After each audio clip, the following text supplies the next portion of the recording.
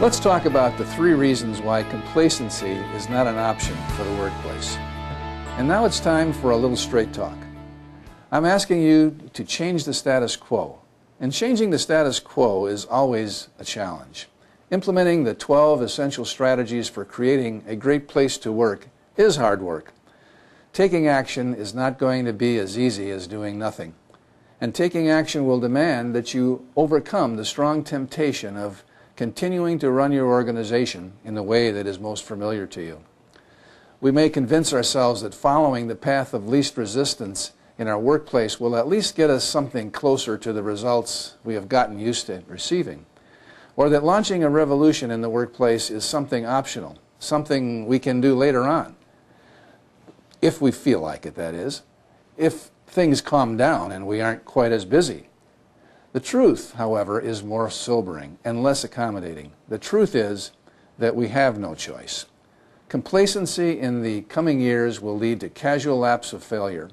Continuing to do what is familiar will cost us time, resources, and people, and most important, customers that we simply can't afford to lose in the current environment. Launching a great workplace revolution is a strategic imperative. There are 3 big reasons that implementing the 12 great workplace essential strategies is not something you can put off until tomorrow.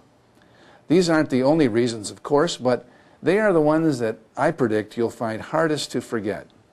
The first, your most creative employees are going to notice if you don't launch a revolution. You will train them, get them ready for great things, and then watch as they walk out the door as they go to do these things for someone else.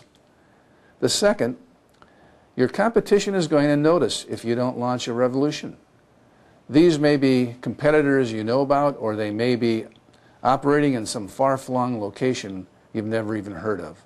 Regardless, they will take advantage directly or indirectly of talent leaving your organization and will create or adapt products and services that cut into your market and make it harder for you to stay in business. And the third, your customers are going to notice it if you don't launch a revolution. One of the things you will notice in the case studies I share with you is a simple, predictable, and power formula. Customers establish long-term relationships with companies whose employees have long-term commitment to mission. The converse, however, is also true. Companies whose most creative employees do not have an enduring commitment to the organization will have a harder time holding on to the customers. The customer is not number one. Let me say that again. The customer is not number one.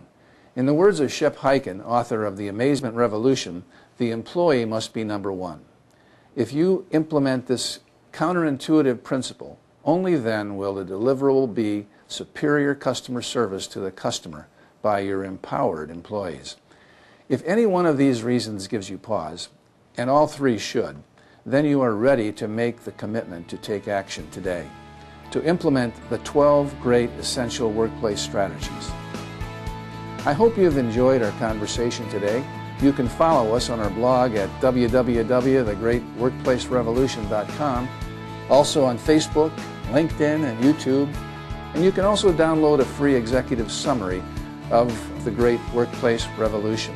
And remember to join the Great Workplace Revolution, the revolution where everybody wins.